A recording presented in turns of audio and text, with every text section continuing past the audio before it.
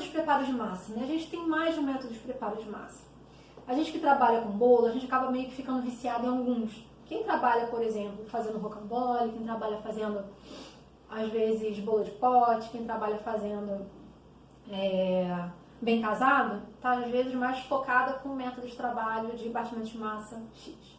Quem trabalha com massa manteigada, na certa tá com método de preparo Y.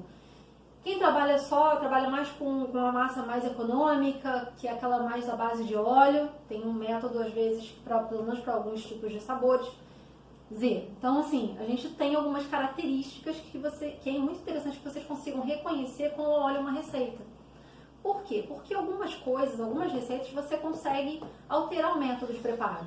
Não são todas, claro, mas algumas você pode fazer e mudar muito, tanto a textura quanto a estrutura dela. Então é interessante que você consiga reconhecer e saiba aplicar isso no seu dia a dia, tá? E a gente vai começar por um batimento que foi o que eu comecei a fazer quando era criança, eu imagino que todos vocês, que é aquele famoso batimento por adição, né? O que é o batimento por adição? Vou anotar aqui, depois se vocês quiserem, não sei se vocês conseguem enxergar, me contem, tá? Adição. Métodos.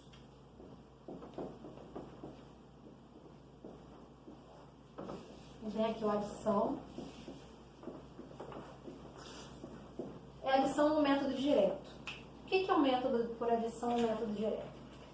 Vocês na certa já fizeram isso quando fizeram uma massa de chocolate, já fizeram isso quando fizeram uma massa de cenoura.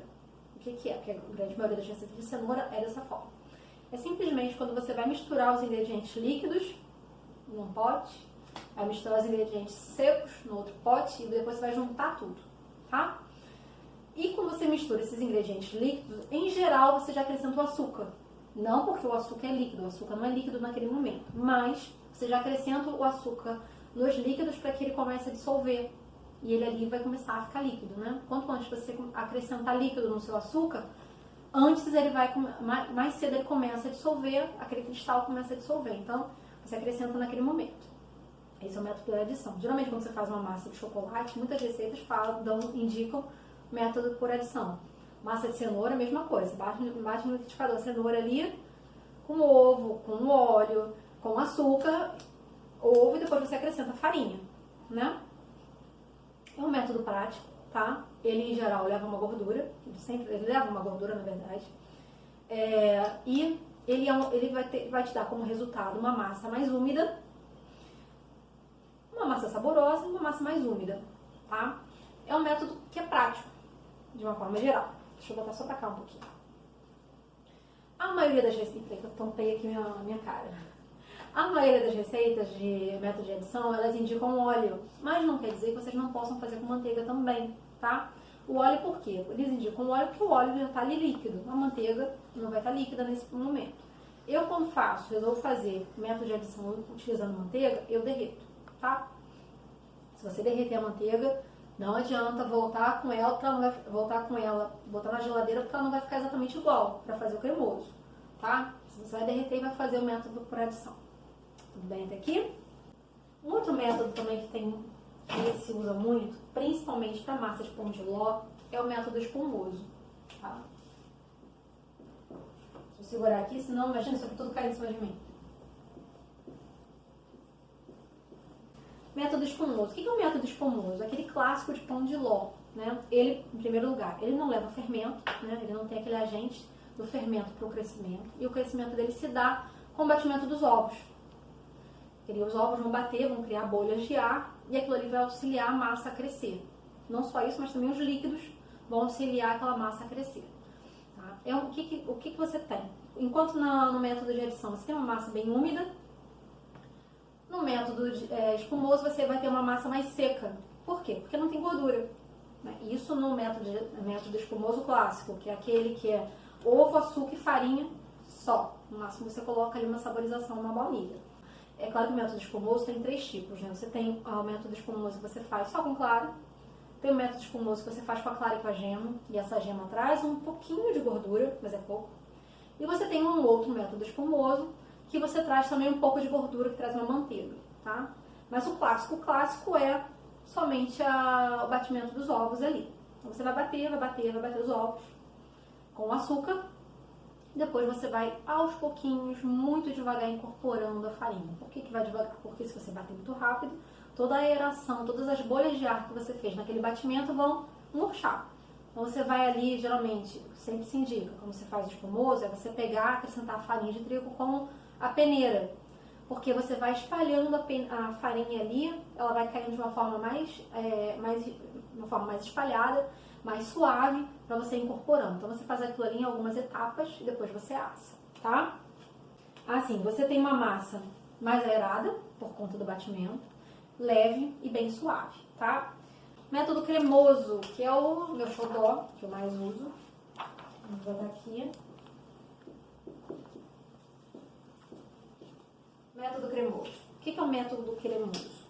Sabe aquela receita que você vai ler e vai estar escrito assim: bata o açúcar com a manteiga até fazer um creminho fofo e branquinho, esbranquiçado, né? Aerado. Esse é o método cremoso. Toda vez que você olhar uma receita e ver aquilo ali, método cremoso. Vamos recapitular. Toda vez que você olhar uma receita, junte os líquidos e depois incorpore os secos, método de adição. Viu uma receita? Bata os ovos com açúcar e depois acrescente a farinha, até ele ficar bem leve, triplicar de volume, ficar bem leve, você acrescenta a farinha, método espumoso. Quando você olha o método, bata a manteiga com açúcar até fazer um creminho bem fofo, aerado, mais esbranquiçado, cremoso. E esse método é o meu preferido, acho que é o mais saboroso. O que você tem no método cremoso? Você vai ter uma massa mais úmida, por quê? Porque ele tem uma quantidade de gordura um pouco maior. Você vai ter uma massa úmida, saborosa, textura bem suave. O que mais? E tem uma ótima estrutura, né? Por quê? Porque tem uma quantidade ali de manteiga que vai te auxiliar na estrutura. Eu vou falar sobre isso mais um pouquinho pra frente. Então, o cremoso, ele é muito bom. Como é que você faz o cremoso? Você faz o creminho, cremage, né? O método cremoso cremage. Vai bater aquela manteiga com açúcar. Depois você vai incorporar ali os ovos, geralmente é 1 a 1. Vai trazer a saborização que você quer trazer, né? Se for uma saborização líquida, baunilha, por exemplo. E depois você acrescenta, a maioria das receitas já fala para você acrescentar a farinha intercalando com o restante de líquido que houver, né? Pode ser um leite, pode ser um suco, aí vai dependendo da receita. Algumas receitas falam para você acrescentar o líquido e depois você só incorpora a farinha, tá? Em geral, você intercala líquido com a farinha no final. Então ali você vai ter uma massa mais pesada, tá bom? Então, o chiffon, ele é meio que uma mescla de dois métodos. Ele faz um pouco do espumoso, né? Porque tem batimento da clara ali em neve. E tem um pouco do cremoso também, tá? Então é meio que uma mescla dos dois métodos. Não chega a ser um método isolado. Então, o bolo chiffon você faz meio que mesclando as duas coisas. A gente tem um outro método que não se usa muito aqui no Brasil. Como é que é? É quando você, entre aspas, impermeabiliza a sua farinha com a gordura. Esse método se chama cremoso reverso. E ao invés de você bater a manteiga com o açúcar, você vai permeabilizar a farinha. Você vai pegar aquela farinha e vai misturar com a gordura. Para quê? Para você não deixar que o líquido encoste na farinha. Ou seja, você vai retardar a formação do glúten. Tá? Que é o líquido, o batimento com o líquido que vai formar o glúten. Então você impermeabiliza, protege a farinha e você impede isso. Esse tipo de bolo é um bolo muito mais denso, tá? Geralmente a proporção dele é igual para os principais ingredientes, como manteiga, açúcar, farinha e ovos, é geralmente a mesma quantidade, a mesma pesagem. Fica um bolo bem saboroso, mas bem denso também, tá? Eu trouxe para vocês duas massas aqui para mostrar um pouco a diferença. Também não conseguindo trazer todas, mas eu trouxe aqui um pão de ló e uma massa amanteigada para mostrar para vocês aqui e a gente conversa sobre estrutura. Vou pegar aqui minha massa, que eu acabei de virar ela aqui. Vou te mostrar aqui. Essa aqui é uma massa amanteigada. Vê se vocês conseguem olhar aqui ela. Úmida, tá? Não tem líquido, não tem nada. Você vê que é macia. Olha como é que o dedo volta. Vê se vocês conseguem ver. Ó. Bem macia. Mais pesada, tá? Eu tô aqui com o tampo dela, que ela ficou fechada, quente. Então ela suou um pouquinho, ficou melada. Então você consegue manusear essa massa tranquilamente. Só que essa massa é grande, né? Eu tenho aqui uma massa de pão de ló. Tá? Mais esponjosa, tanto que ela é conhecida como uma massa esponjosa. Bem mais seca. Deixa eu cortar. conseguem ver aqui por dentro. Ela é bem mais seca, tá? Ela não tem estrutura praticamente nenhuma, essa é um pão de ló tradicional, clássico, tá? Não tem nenhuma gordura em acréscimo. Ela é bem molinha, bem esponjosa mesmo.